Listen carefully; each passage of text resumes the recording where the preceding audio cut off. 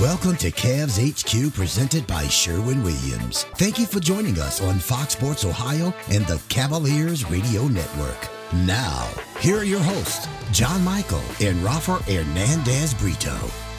And just like that, the NBA is back. Training camp is set for next month. This is CavsHQ, presented by Sherwin-Williams. Joining you here on Fox Sports Ohio, simulcast on the Cavaliers Radio Network with Rafa Hernandez-Brito, the Spanish voice of the Cavaliers. I am John Michael, and Rafa, here we go, right around the corner. We get the announcement just a couple of days ago, and the NBA is on the doorstep. Here we go again. Christmas present is coming, you know, for all of us who wrote that letter to Santa asking for basketball, John. We have gotten our wish granted, and kudos to the Players Union, kudos to the NBA, to the owners, to everybody that has been on 100% of the time since the pandemic stopped the league back in March. As the commissioner said, one team was concentrated on Orlando, another team was concentrated on what was going to happen for 2020, 2021. We seem to know now the answer, and thank God it's going to be right before Christmas, which is the date that the NBA seems to have owned for the longest time. Yeah, reports are that training camps will start near the beginning of December, and it should be the week of Christmas where games begin. But now you think about it logistically, Rafa, what a wild couple of weeks this is going to be. I mean, the draft's going to take place, free agency is going to take place, and then players are in training camp and on to the season. I mean, could be some wild swapping of players, obviously, as we see. This free agency period, maybe not so much. This isn't as wild as some free agency periods in previous seasons. But in terms of the time, kids are getting drafted. They're going to have to report directly to the city, directly to camp, and off they go. It's going to be crazy.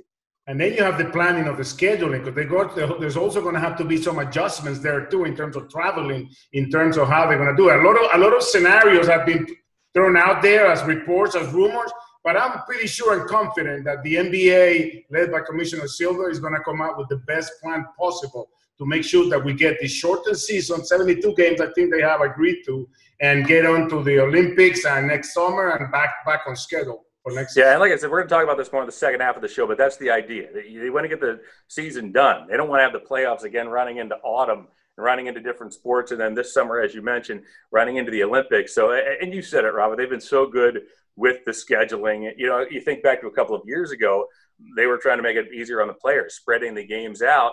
Now it might need to be a little more condensed, although, as you talked about, it's likely to be a 72-game season. There's been talk about maybe playing teams twice when you go to that city, again, for COVID purposes and safety purposes. And when you think of the multitude of things that has to be taken into account, it's not going to be easy to make that schedule. And I think we're especially interested, considering, where this team's going to be, how this is all going to flush out, and we're going to find out soon. We're definitely going to find out soon. And another thing that was in question is the traveling cross-country. Right. They're really trying to not only avoid this long traveling periods, but also because it's going to be condensed, you have to be aware of that point too, to make sure the players don't get burned out going cross country. So, hey, we're playing hopefully before the year is over, and that's all I really care about.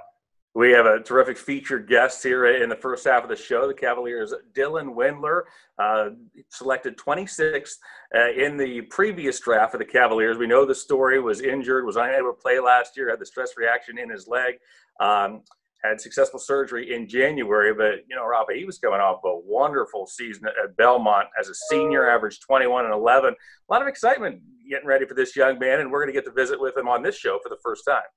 Not many people get to be rookies 2 years in a row. I want to find out, too, if he's going to be able to carry his rookie duties again, or he's going to be free from that responsibility. Well, we're happy to have Dylan on board for this show. Unfortunately, we had some tragic news recently in the Cavaliers family. Erica Weems, the sister of Brandon Weems, the Cavs director of scouting, died tragically earlier this month in Akron. Cavs general manager Kobe Altman released a statement, which I'll read. The entire Cavaliers organization was terribly saddened to learn about the recent tragic death of Brandon Weems' sister, Erica. Our hearts are heavy and filled with pain over this senseless act. We express our deepest condolences to Brandon, the entire Weems family, their loved ones, and the Akron community.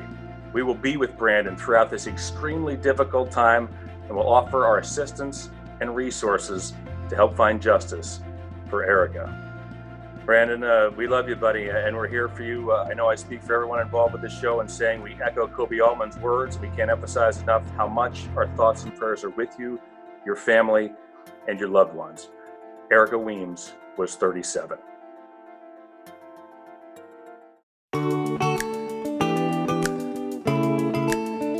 John and Rafa, welcoming you back to Cavs HQ. We have a terrific guest here in the first half of the show. It's the Cavaliers' Dylan Windler, and Rafa sure he'll be making his Cavs debut in just a couple of months, but he's making his Cavs HQ debut here today, which I'm sure is equally as exciting. A little more pressure than what he's been going through his rehab and everything that we all joined him with the pandemic. But it's great to see him when he was in the mini bubble that we had, happy and in good spirits. And not only that, John, the most important thing, his teammates were really happy to see him because we all saw him on and off during the last season, and he's finally going to be able to jump on an NBA court and hopefully get his career going. Yeah, and we saw what he went through as well, Rafa, in terms of getting ready for the season, having the pain in his leg. It turned out to be a stress reaction, had successful surgery in January, a long road back. There he was in the bubble, and you're right. I mean, his teammates were happy to see him, obviously, but happy to see him effective and happy to see him playing so well out there on the floor. A lot of excitement, a lot of anticipation about Dylan Windler coming up this next season. Without any further ado, let's welcome Dylan to the show. Dylan, it's just good to see you. It feels like we haven't seen you in forever. How you been? I've been good, man. It's been good. I just got back to Cleveland this weekend, so had a little bit of time in Nashville working out and seeing some people back up there, some family and friends. So it's good to be back, though. It's good to be back in Cleveland. The weather's nice, so I got nothing to complain about. You mentioned working out. How have you been able to do this with all the circumstances and what we've been dealing with for the last 6 or 7 months? Yeah, it's just been a little harder. Just some basic obstacles, just getting in gyms and finding gym space and coordinating that with your trainers. It's just been a little bit more difficult this summer for sure. But you just got to find a way to get it done and get that stuff figured out. And it's been good. It's been a really good summer. It's been long, but very productive for myself. So. This year, everybody, Dylan, is talking about 2020 has been the year that everybody is going to just dump on it. But your 2020 started misbehaving way before everybody else's. Because in January, you went into surgery and started rehab. Then the pandemic hit, the league stopped. Your rehab process obviously got interrupted a little bit. How much do you learn from yourself during this process? You've never really been injured during your 4-year career, and now all of a sudden you're working on just trying to get back to the court. Can you talk to us a little bit about how that process tested your will? Yeah, like you said, I've never had any type of major injury before this, so this has been tough for me. It's just kind of uncharted territory for me going through, a major surgery, an orthopedic surgery, and then having to deal with, the rehab part of that. Not only physically is that hard, but mentally it's hard to get through as a first-time injury.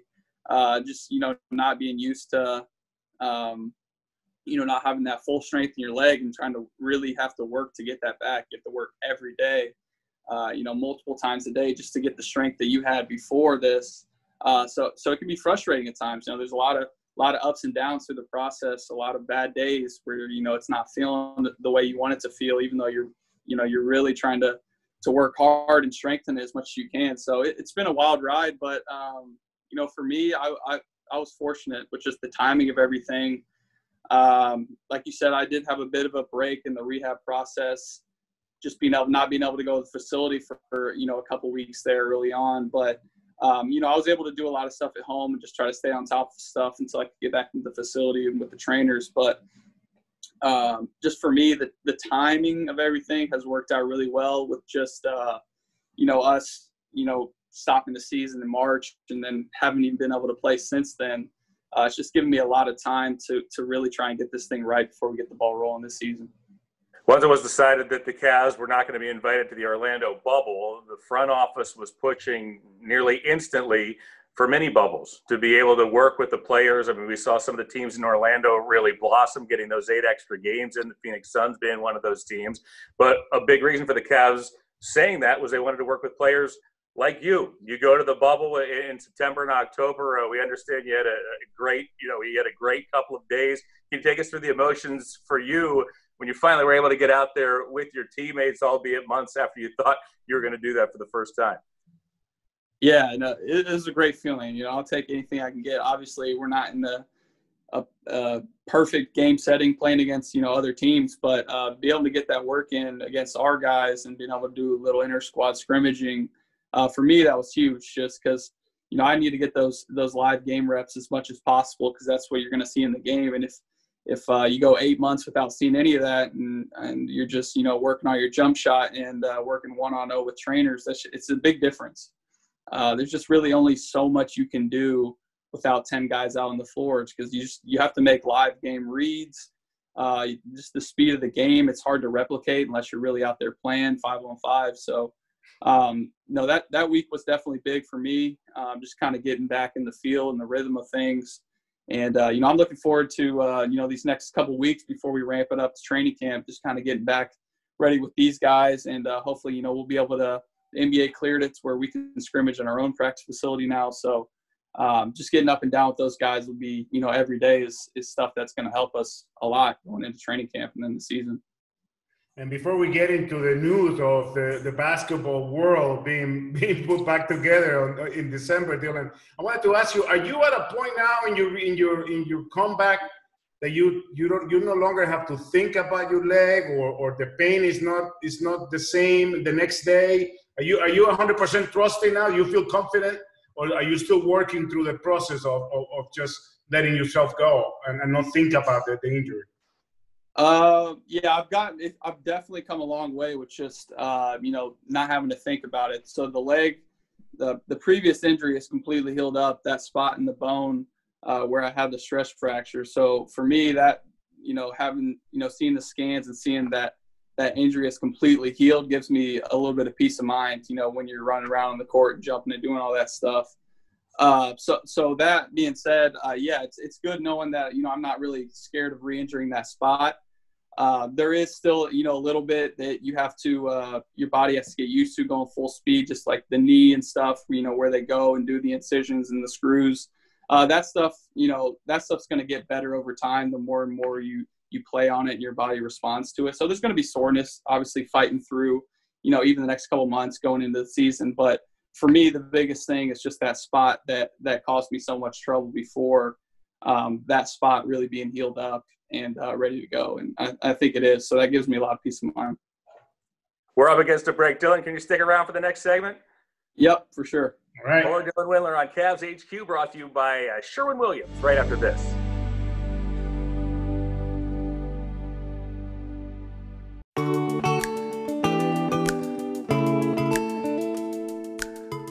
Welcome back to CavsHQ, where the Cavs have a new official wine. It is Nocking Point. We have a new official segment. It's called Uncorked, where we get to know our guests a little bit better.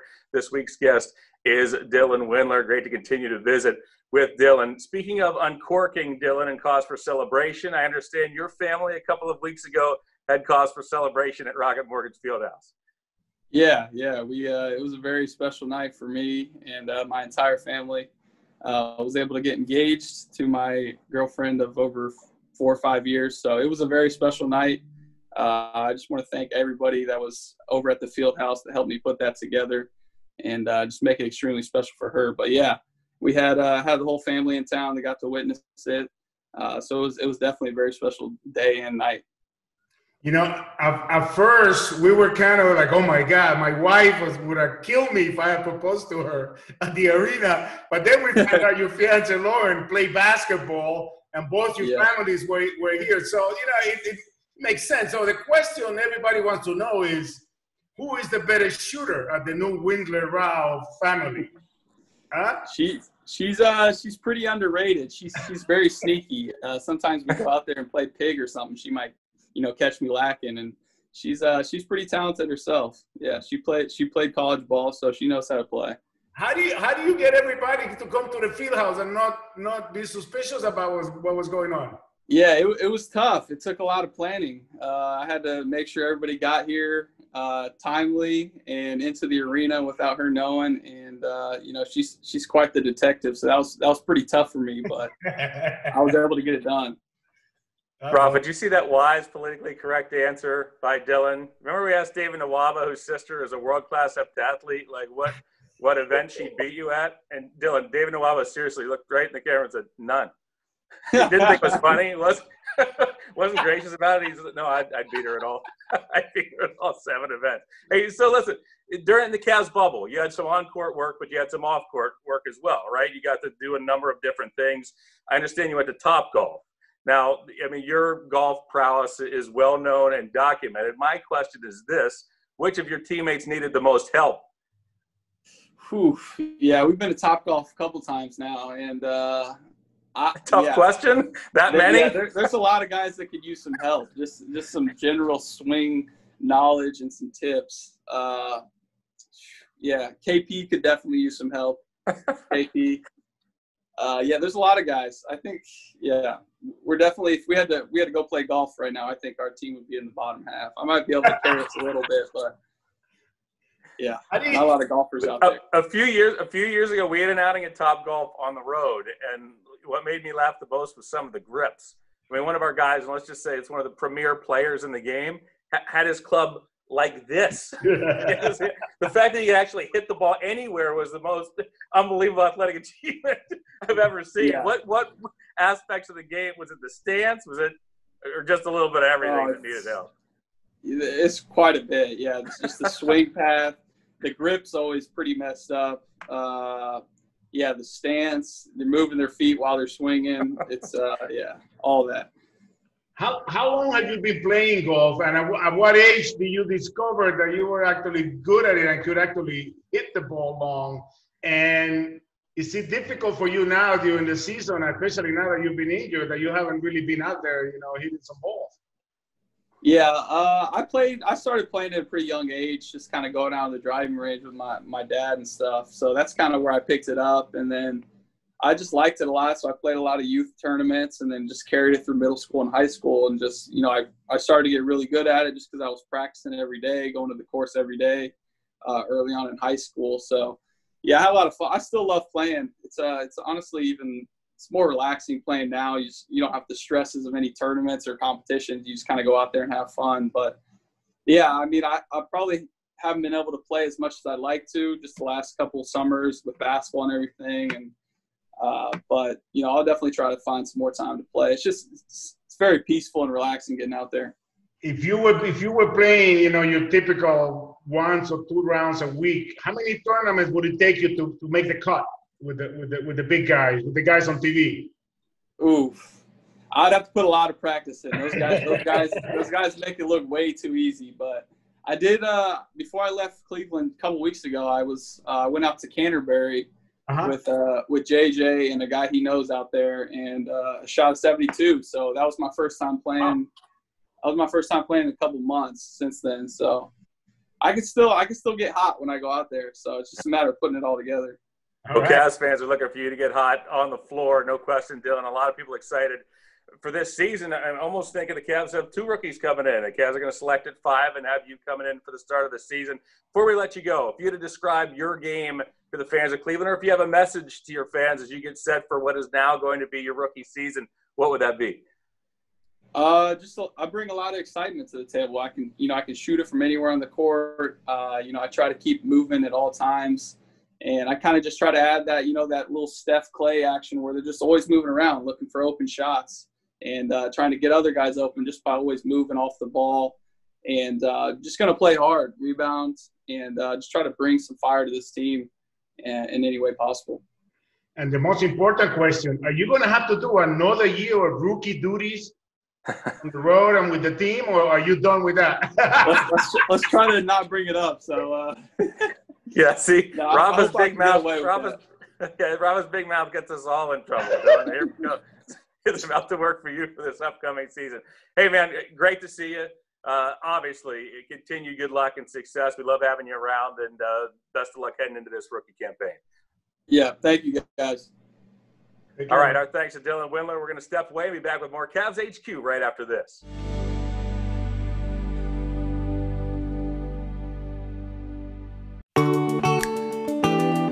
We welcome you back to Cavs HQ. As always, the Cavs work in the community has been a hallmark of the organization and always looking for ways to impact that community. Cavs head coach J.B. Bickerstaff and his wife Nikki recently provided new iPads and 1 year of free internet service to 10 Cleveland area high school seniors.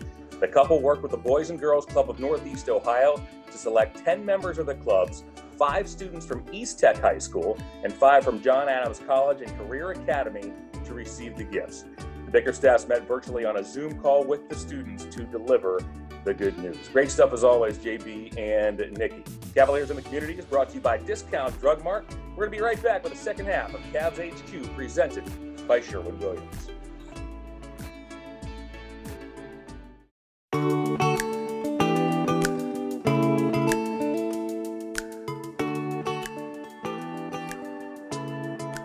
John and Rafa back with you on Cavs HQ presented by Sherwin-Williams. So Rafa, big news recently, the agreement between the players and the owners to start the season the week of Christmas.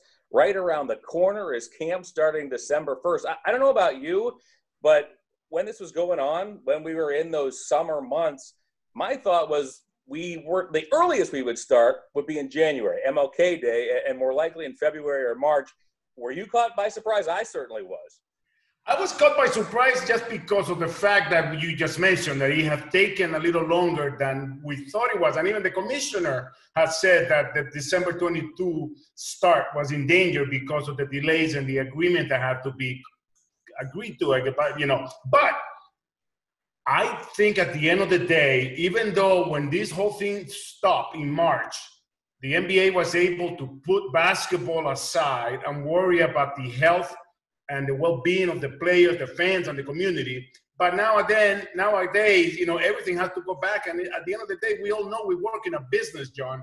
And in order for the NBA to get back to a normal schedule of October to June, they needed to hurry up. They needed to look at this financially. And I think at the end of the day, they all agree that December 22nd is what made sense for everybody. There are prices to pay. Because for all those that wanted the champion crown last year, this is one of the prices that somebody had to take a hit somewhere, and this is one of them, just starting with a 71 days of off-season. Yeah, and when I say I was surprised, once the commissioner threw that out there and said, hey, if you don't start by the week of Christmas, I mean, in 1 month, the revenue loss will be somewhere between $500 million and $1 billion. Which was staggering to me, Rafa. You think about added to right. It's a staggering number. So the two competing interests were this. Well, there are players out there saying, no, wait a second, the finals just finished in October. A lot of the teams that had the deep playoff runs are saying, our bodies need more time. And that's a legit concern, Rafa. I mean, a player's biggest, what do they have to rely on? That body. And if it's not there, they're not playing basketball. So to me, certainly a legitimate concern. On the other side, when you think about how salaries will decrease eventually, that money doesn't come in. It might not hurt players this season, but in future seasons, when that cap will drop and potentially drop precipitously, if you're going to lose 1 month or potentially multiple months, that's a huge, huge deal for players signing new contracts. So I think at the end of the day, everybody said, yeah, we hate the fact that we have to come back this quickly, but that's a huge concern, the money. And don't forget, too, television, Rafa, right? I mean, we saw what happened this year with the playoffs running into to August and September and October. It's competing with all the other sports. I mean, football had come back, baseball playoffs. Look at LA alone. During a number of those Laker final games, the Dodgers were playing as well. So, of course, that's going to cut into ratings, and that was a big concern as well. And not only that, but you just mentioned a lot of the pieces of this puzzle, John, the TV contract, the fact that they have to pay at least 70 games regular season in order for the TV money to kick in. And you're talking about $1 billion. And in this day and age of the collective bargaining agreement where the revenue related to basketball is split 50-50, that also means that losses are split 50-50. And the players, I think, as a whole, as a union, came together and decided that this is the best course of action. And I would recommend all those guys that know some of the superstars in the world of soccer to get on the phone and call Neymar or call Cristiano Ronaldo. How do you do on the year that you played the World Cup when you finish playing your season, you cup, and then you got to go to the World Cup and then come back? So I know we are dealing with unprecedented times here with the NBA, but we know that going in. But again, I think the NBA shows that they are the best league when it comes to the players and the owners coming together and really working something that makes sense for everybody, including the fans as well. I mean, Rafa, we're playing preseason games in the middle of next month. I mean, and it's again, we had nothing but time on our hands. We had nothing to do for months and months and months. Now all of a sudden it's hurry up and get ready, and I think that's a welcome thing.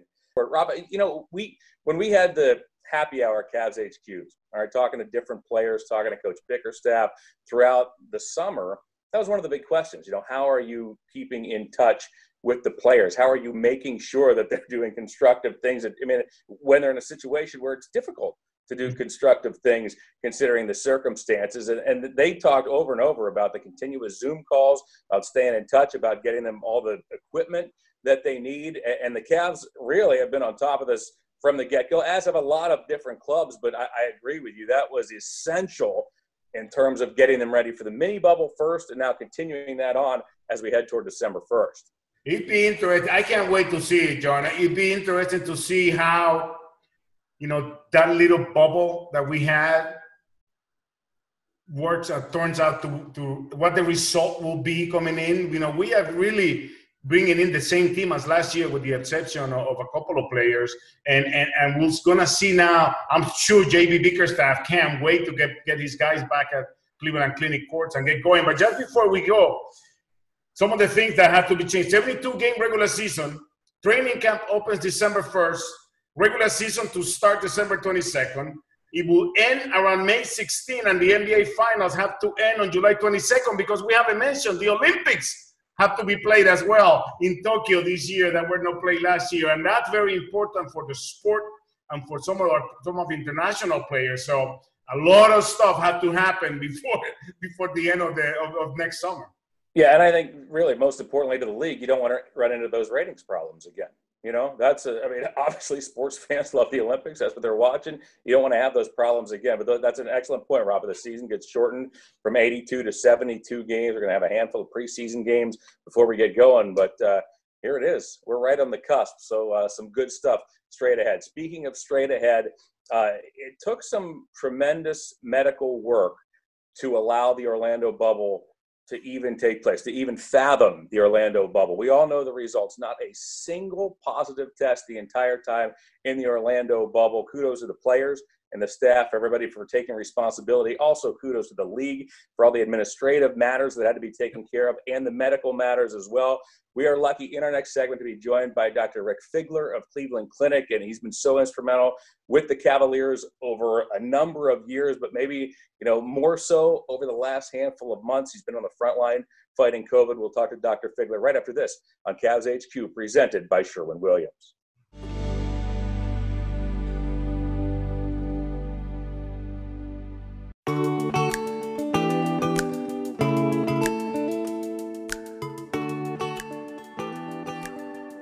And we are back here on CavsHQ. John and Rafa. Rafa, only a few weeks until training camp opens at Cleveland Clinic courts. Excited to get back there once again. Cleveland Clinic, of course, has been such a fantastic partner to the Cavs over the years.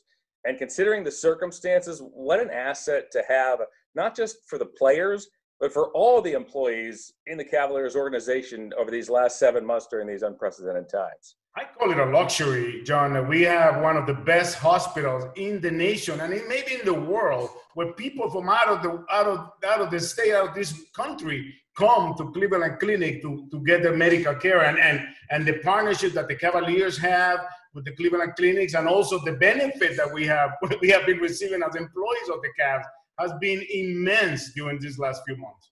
We're going to bring in our special guest here. We all know how successful the Orlando bubble was, the Cavs bubble as well. We have Dr. Rick Figler from Cleveland Clinic with us, who not only has done a wonderful job with the Cavs over the years, but maybe none finer than the job done on the front lines of battling COVID during these trying times. Doc, thanks so much for taking the time to join us. Oh, my pleasure. My pleasure. Can you even begin to walk us through what a tremendous undertaking it was? Let's start with making the practice facilities safe for players and coaches to return in May for individual workouts. What did it all take to make it happen and to ensure the safety of players and staff alike? You know, and obviously safety first and foremost, right? We were trying to make sure that anybody that walked in that building was going to be as safe as possible. And that was kind of at the relatively beginning of getting more into the socialization of things. So the NBA has done an absolutely outstanding job of making sure that the protocols were in place. And it was our job to kind of follow it for each particular building that we were walking into, working with Steve Spiro and the rest of the staff to make sure that things were as safe as they possibly could be. There were a lot of emails going back and forth, a lot of questions, a lot of meetings, a lot of discussions about, can we tweak this, can we tweak that? And everybody worked together, the clinic, the NBA, the Cavs, to make it as safe as possible.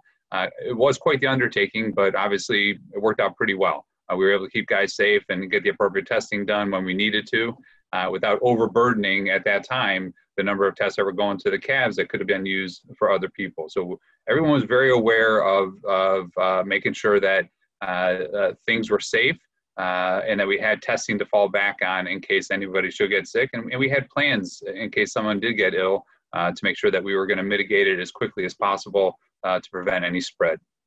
Dr. Figler, I always say that the fact to be working for the Cavaliers and have access to a Cleveland clinic is a luxury for all of our team members. And I wanted to talk to you about the role the clinic has played, not only with the Cavaliers, but also with the community here in Cleveland and also with the community in the country, because yes, there is no precedent to what we're dealing with when it comes to basketball, but in the world of medicine, there is a precedent. There are some precedent when it comes to pandemics and stuff. But how crazy were those first days for you guys at the clinic?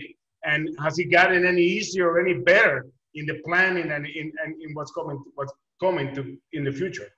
Yeah, so I remember getting the first call from Steve about what was going on in the NBA, March 12th, 13th, whenever that was, and being part of a team with the clinic, and being able to reach out to the head of infectious disease that night, talking to him at 5 o'clock the next morning about what we were going to do and how we were going to approach all this.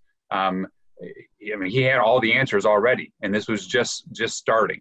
Because the preparation for this started way earlier than when the NBA was really affected by this, and that was in early, January 2020, and we're a part of all that stuff, right? But the leadership of the clinic, from Dr. Mihalovich, Dr. Rubin, to Dr. Gordon, and Dr. Wiley, all of them putting all of this together, and the leaders meeting on a regular basis, shifting what they needed to as the pandemic described, and really the pandemic was making the decisions for us more so than anything else. To put up Hope Hospital, 1,000-bed hospital that fortunately wasn't used, but we were ready for that pandemic, to hit us pretty hard. And they've been prepared along every step of the way to making sure that, the community has been safe, but also making sure that our caregivers are kept safe too, coming back into the work environment, from screening to the mask mandates, the visitation issue, the visitation restrictions that they put on folks. All that stuff has been to make sure that it's a safe environment to come in here. I will tell you that I feel much more safe coming to work on a daily basis than I do going to the grocery store. So they've really made sure that this is a great environment for us to continue to work in, and it's been safe. The leadership that the clinic has had to allow different companies, you've seen their affiliation with United, going out to the White House. Dr. Mihalovich was out of the White House making sure that we were at the table discussing this with the leaders of the country. And it's humbling to be part of such an outstanding organization. But you're right, the clinic has really paved the way for some of the safety aspects moving forward for the pandemic, and this is going to change. And, as we're seeing right now with the number of cases going up, it's going to have to change again. But we're prepared. The clinic can easily have 600 more beds if we needed to, so we could take that onslaught. We have the largest number of intensive care unit beds in the state of Ohio, but we could add more if we needed to as well. So And that's leadership. That's teamwork. That's making sure that everybody is there, because it's not just opening up the beds. It's having the personnel to make sure that those patients are taken care of as well. We're talking to Dr. Rick Figler of Cleveland Clinic. And, you know, Rick, it's interesting. We've been kidding throughout the show that for about 6 or 7 months from a basketball perspective, we've kind of been sitting around. All of a sudden, a couple of days ago, we hear, all right, camps are going to start December 1st, and the season's going to start the week of Christmas, which is great news for basketball fans from a medical perspective now. Okay, we're going from the Orlando bubble, where you mentioned the tremendous, you know, wildly successful bubble that they had down there in terms of the medicals and 0 positive tests. Now the protocols are different, and there's still some details, obviously a lot of details to be worked out to get this going. How do you expect things to be different as we head into the regular season? So, you know, obviously, as you mentioned, you know, the bubble, great planning for that. And you know, and I'm really honored to be part of the sports scientific committee. And we had meetings leading up there. We would meet about, you know, 3-4 times a year. We were meeting every week, sometimes twice a week, to go through all the different articles that were coming out about COVID. The leadership at the NBA really made a great plan for down in Orlando. That's a lot of that's going to be able to be transmitted towards what we're going to be doing throughout the course of the season, because they learned a lot. They learned a lot about testing. They learned a lot about the advancement of testing as time has gone on, and they have kept their eye on the scientific literature with the leaders like, you know, Cleveland Clinic and you know, and all the different labs and all the different companies that they have affiliations with, to make sure that all the latest technology is going to be there for the NBA. It's going to be meetings. You know, I was on a conference call just last night to go through some of the different protocols that are going to be in place moving forward with getting back into this not really bubble, but this new normal that we're going to be anticipated for. It's going to be walkthroughs, making sure that we have the appropriate safeguards at every point. They're going to dictate a lot, the NBA will, as to what we can do appropriately to make sure that things are safe. But there will be leeway across every arena, every practice facility to make sure that every step along the way we have protocols in place that are going to, again, keep people as safe as possible using the fundamentals that we know work, right? Washing your hands, wearing a mask, keeping your distance. And if we do those things appropriately, not just within the building, because outside the building as well, we have to make sure that everyone is honoring those, so we can keep our team within the building safe as well.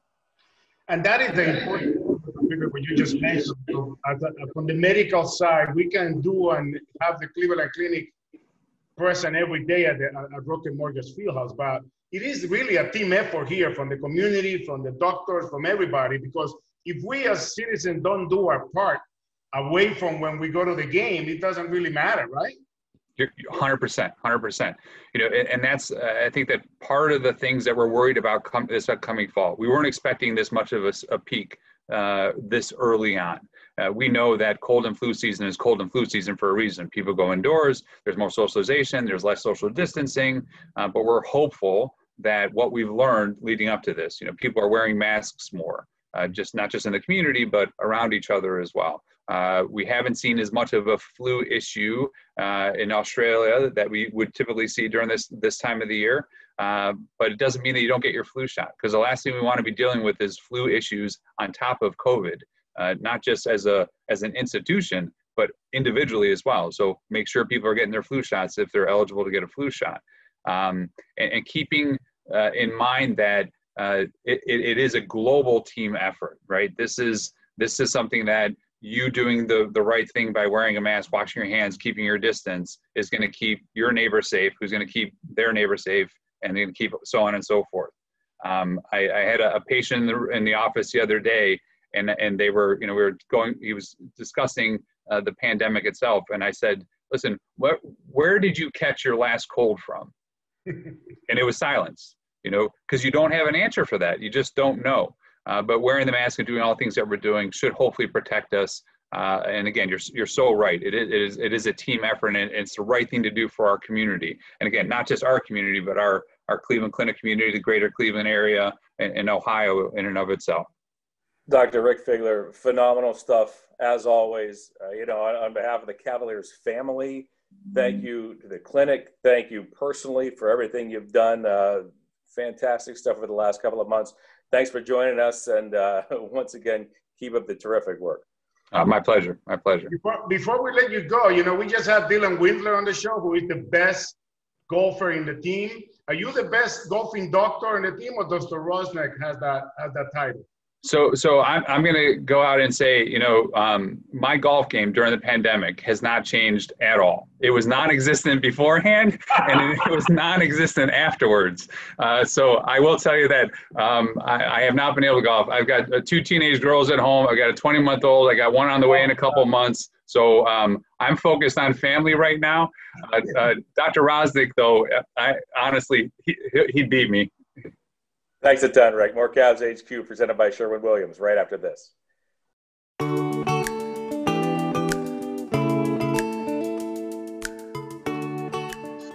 We are back to wrap things up on Cavs HQ, only weeks away from the start of the preseason in mid-December. Regular season gets started the week of Christmas. What a present, Rafa. The NBA is back. And don't forget the draft on free agency right before that.